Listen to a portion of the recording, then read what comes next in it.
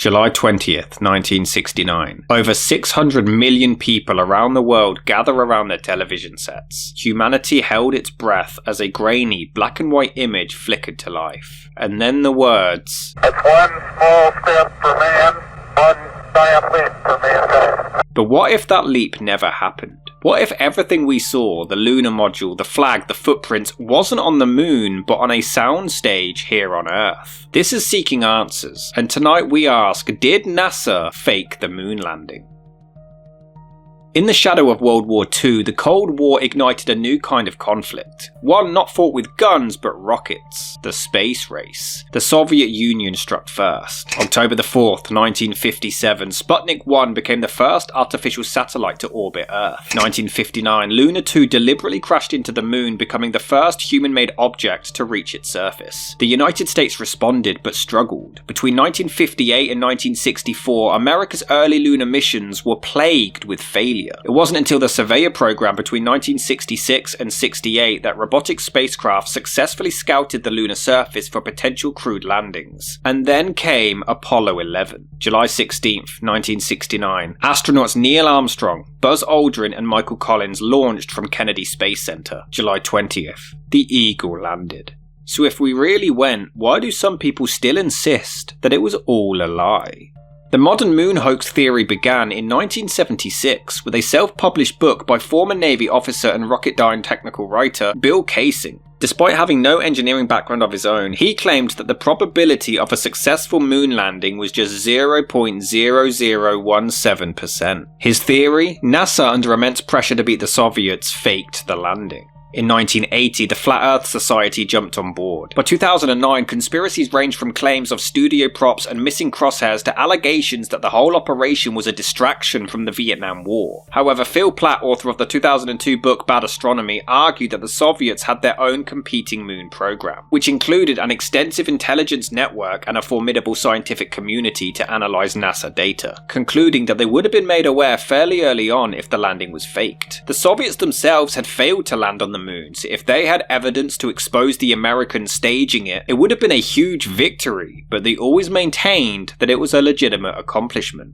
However, conspiracy theorist Bart Sibrel argued back, quote, "The Soviets did not have the capability to track deep spacecrafts until late in 1972, immediately after which the last 3 Apollo missions were abruptly cancelled." End quote. In actuality, these weren't abrupt cancellations at all, but over time, 2 years in advance in fact, due to cutting costs. Sibrel was adamant that the Soviets were far more advanced and ahead of their time when it came to space technology, so it would have been impossible for the United States to have completed the mission if Russia couldn't. He argued that during the Apollo program, Russia had 5 times more crewed hours in space than the United States, including the first artificial satellite in orbit, the first living creature in space, the first woman in space, and the first spacewalk. However, the majority of these were equally matched by the United States within a year, or sometimes even weeks. Furthermore, his claims weren't even entirely true. By 1965, the United States had accrued 1,024 space hours, while Russia only had 460. Regarding astronaut time, the US managed to pull off 1,992, while the Soviets only had 534. Their N-1 rocket failed on all 4 launch attempts between 1969 and 1972. Another potential motive has been theorized to have been by financial means. NASA had raised around $30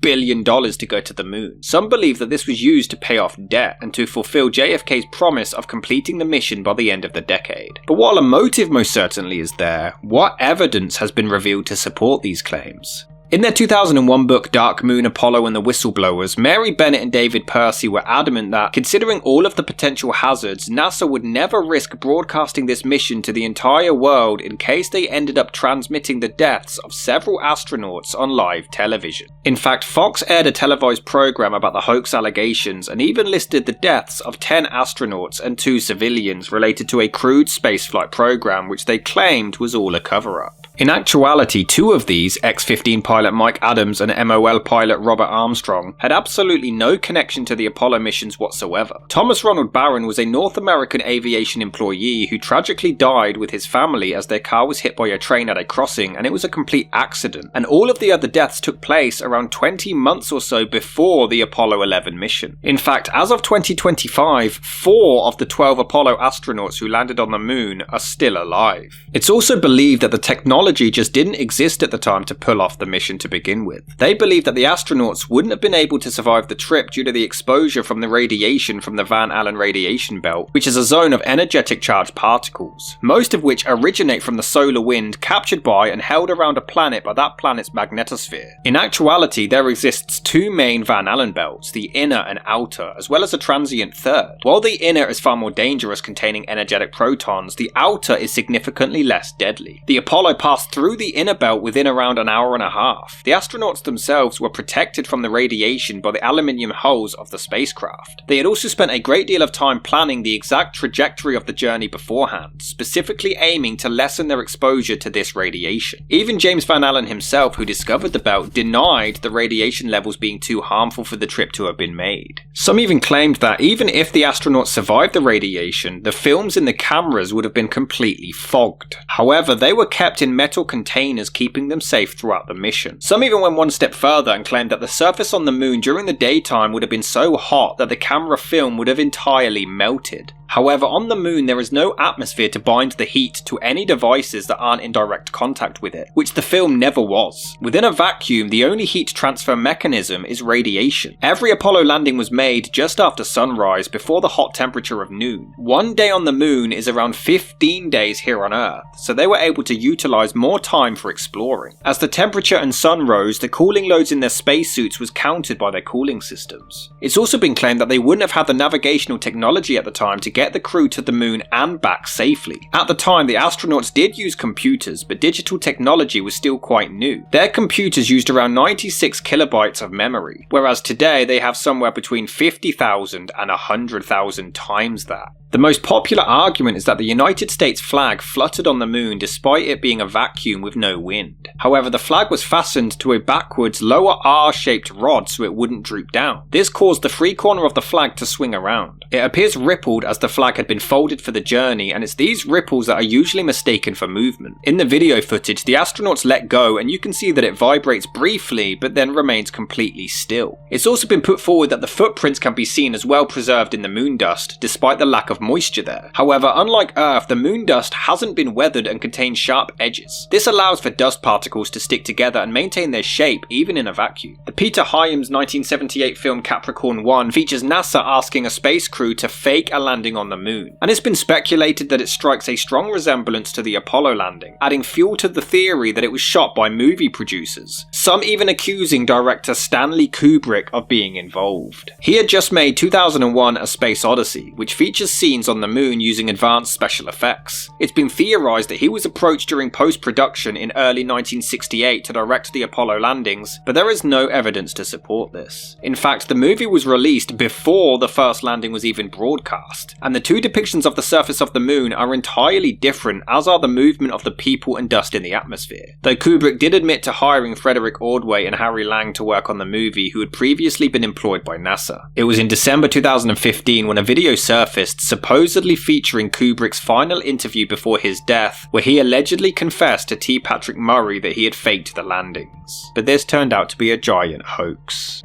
Other feature films like From the Earth to the Moon and Apollo 13 were also used as points of reference, considering they show dust rising and then not settling, some even briefly forming clouds. However, the footage captured by the astronauts features them kicking up dust and the wheels of the vehicles causing it to rise high due to the lack of gravity before settling. If it was shot on a soundstage on Earth, the dust wouldn't have reached as high as shown. Furthermore, if it was shot in a real desert, heat waves would have been present in the footage, which isn't the case. If shot on a soundstage, the alleged backdrop would have increased increased or decreased whenever the camera moved, which has never been identified. This goes even further by the fact that the lunar modules didn't leave any craters or signs of dust scatter upon landing, but in reality there would be no crater. The craft weighed around 109,000 pounds, but its descent propulsion system was throttled down during the final landing and was no longer quickly decelerating. The descent engine's only job would be to support the machine's own weight, which was significantly lessened by the moon's reduced gravity. However, their footprints can be seen. As they arrived towards the moon after expending their fuel and oxidizer on their descent, it would have only weighed around 2,700 pounds. Their boots were much smaller than the craft's diameter footpads, which were only around 3 feet. It's the pressure rather than the mass which determines the indentation. The craft's widespread footpads dispersed the weight far more than a human's butt soles. It's also been noted that the lunar module's ascent didn't even show a visible flame, but they actually used Aerozyne 50 for fuel with dinitrogen tetroxide propellants. These ignite upon contact and don't require a spark. The propellants produce almost entirely transparent exhaust. It's been argued that the air conditioning units within the men's spacesuits wouldn't have worked in an environment with no atmosphere, but this is completely false. In fact, their cooling units would only work in a vacuum. There was water in a tank in the backpack which flowed out through tiny pores in a metal sublimator pack, which quickly vaporized into space. The loss of the heat of the vaporization froze the remaining water, which formed a layer of ice on the outside of the plate, which also sublimated into space. They are also convinced the photos and videos provided are too good quality to be genuine, though photography experts have studied and analysed them in great detail and confirmed that there are no signs of manipulation or studio imagery, and everything in the images are consistent with what would be found on the moon. Furthermore, the ones published by NASA were only the best quality ones, discarding all of the poor quality images. The cameras used were high-resolution Hasselblad 500 EL cameras with Carl Zeiss optics and a 7mm medium format film magazine. Some of the images contain crosshairs that appeared to be behind objects rather than on the lens itself. However, the cameras were fitted with a Raso plate, which is a clear glass plate with a reticle etched on, making it impossible for any photographed object to appear in front of the grid. The crosshairs appearing behind objects were only on the scanned copies and not the original photos themselves due to the overexposure. The bright white areas of emulsion would bleed over thin black crosshairs. The crosshairs themselves are only around 0.004 inches or 0.1mm thick, so any emulsion would only need to bleed around half that much to fully obscure it. Some have claimed the crosshairs are even rotated in some images or are in the entirely wrong place, though this is most likely due to the popular images being cropped or rotated for artistic purposes. It's also been pointed out that there aren't any stars shown in the photos. Some of the astronauts admitted in the press conference that they didn't remember even seeing any, but this hasn't stopped the conspiracy theorists who argue that they deliberately didn't show any stars, as then astronomers would have been able to determine based on their celestial position if the footage or photos were taken on the moon or on Earth. However, the astronauts did otherwise discuss seeing stars with their naked eye during lunar daytime. In outer space, the light from the sun is as bright as the sunlight on Earth's surface at noon on a clear day. Therefore, the cameras were set for daylight exposure. The dim light of the stars doesn't provide enough exposure to record visible images. All crewed landings took place during lunar daytime, which means the stars were outshone by the sun as well as the sunlight reflecting off of the surface of the moon. The astronauts could only see the stars with the naked eye when they were in the shadow of the moon, while the camera's settings wouldn't have picked them up either. However, some images were taken by a far ultraviolet camera which was taken on Apollo 16. These photos do show images of Earth and several stars which are dim in visible light but brighter when in ultraviolet. These images of the stars were analysed and confirmed to have been consistent with the positioning of Earth and the moon to be genuine. Some conspiracy theorists claim that identical backgrounds can be seen in the photos despite supposedly being taken miles apart from one another, suggesting that painted backgrounds were used. They've also claimed that the sheer number of photos taken was implausibly high, with an average of one picture for every 50 seconds. However, this was down to the cameras using simplified gear with fixed settings which allowed for 2 photos to be taken every second, some immediately one after the other. Some have speculated that some artifacts found appear to be rocks with the letter C on them, or the ground, which suggests that they are actually studio props. However, these do not appear in the original film, and it's most likely printing imperfections, possibly a coiled hair being stuck on the film. Things only got stranger when a woman from Perth in Australia, using the pseudonym Una Ronald, claimed to have seen a bottle of Coca-Cola roll across the lower right quadrant of the TV screen during the original live broadcast. It was reported that several letters followed in Australia claiming to have also seen the same thing. However, no such newspaper reports of this or recordings of it have ever been found. The same woman also supposedly claimed to have stayed up late to watch it despite it being in the middle of the day in Australia at the time of the broadcast. They've also theorised that some of the images contain hotspots which look more like studio spotlights and not the actual sun. However, However, the moon contains pits which focus and reflect light like tiny glass spheres. This creates a glow around the photographer's own shadow when the image is taken. If an astronaut is standing in sunlight whilst taking a picture in the shade, the light reflected off of his spacesuit would create an effect consistent with the spotlight. Some of the famous photos did contain high contrast, but the originals were much more evenly lit. Some have even questioned how we could all see Neil Armstrong take the first step on the moon if a camera was already on the surface beforehand. However, this was done with Apollo equipment, where the TV camera was mounted in the modularized equipment stowage assembly of the Apollo lunar module. Armstrong would have stood on the ladder steps, deploying the camera from the side and sending the signal transmission back to Earth with only a slight delay. Although some even doubt this possibility, with 1960s technology transmitting such a broadcast of video and audio to the entire planet with only a few moments delay. However, in the real recordings that were broadcasted live, the delays were significantly longer, but these were later edited down in many repeat showings and documentaries. Today, the evidence against the hoax theory is overwhelming. During the 6 crewed missions, they collected 838 pounds or 380 kilograms of rocks, which were analysed by scientists and confirmed to have come from the moon. They lacked the hydrous alteration product, which proves that they had undergone impact events on an airless body. Some were even over 200 million years older than the oldest rocks found on Earth, and they also shared the same traits as samples collected by the Soviets. But what's only helped further spread the conspiracies is that the original blueprints, design and development drawings of the machines involved are all missing, as well as the Apollo 11 data tapes, which contain telemetry and high quality video of the original moonwalk before they were converted for the repeated television viewings. They were originally sent for storage at the United States National Archive in 1970, but by 1984 they were returned to the Goddard Space Flight Center. It was in 2006 when Cosmos Online reported that around 100 data tapes supposedly recorded in Australia during the Apollo 11 mission were located in a small marine science lab in the main physics building at the Curtin University of Technology in Perth. One of the older tapes was sent to NASA for analysts, but unfortunately it did not contain the original broadcasted images. It was in July 2009 when NASA claimed that they must have erased the original footage years prior in order to reuse the tape.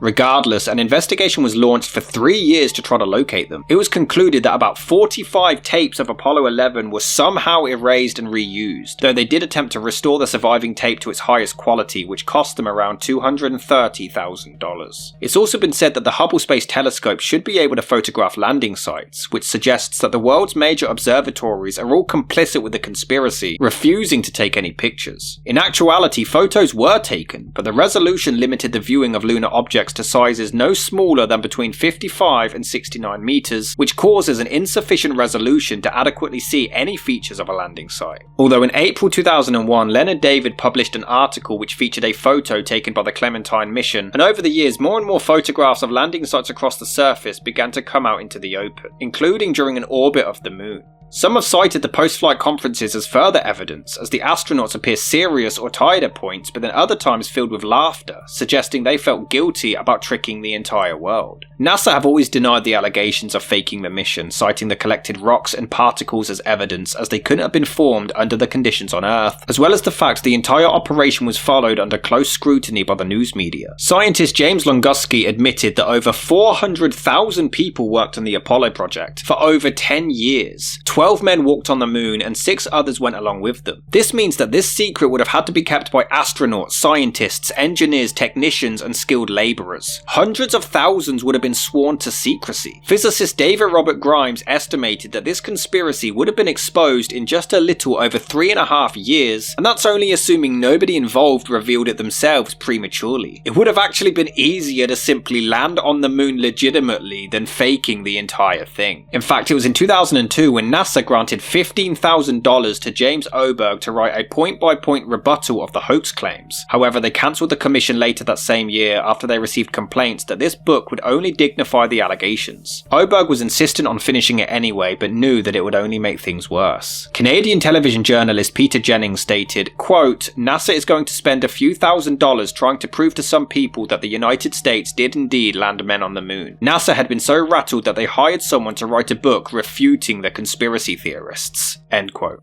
It's been theorized that Marshall Space Flight Center director Werner von Braun's 1967 trip to Antarctica was a plan to collect lunar meteorites to pass as moon rocks. He was a former SS officer during the Second World War and was previously detained by the Gestapo, so it's believed that he went along with this ruse to try to avoid further charges from his past. In 2004, Martin Henry and Ken Skeldon from the University of Glasgow were awarded a grant by the UK-based Particle Physics and Astronomy Research Council to investigate the conspiracies, and by November they gave a lecture in which the top 10 claims by conspiracy theories were all addressed and categorically refuted. But if everything has been debunked, why do so many still believe the moon landing was a hoax? Psychologists point to distrust in the government, disillusionment after Vietnam, and the media's role in amplifying fringe voices. As sociologist Linda Degg warned, quote, "Mass media catapult half-truths into a twilight zone where guesses sound like truths." End quote. Even decades later, some cling to the idea of Stanley Kubrick confessing or Coca-Cola bottles rolling across TV screens. But there is no hard evidence, only speculation, misinterpretation and mistrust. Was the moon landing a lie? Or is the real conspiracy how easily truth can be drowned out by doubt? We may never convince everyone, but in the search for the truth we land once again on solid ground as we continue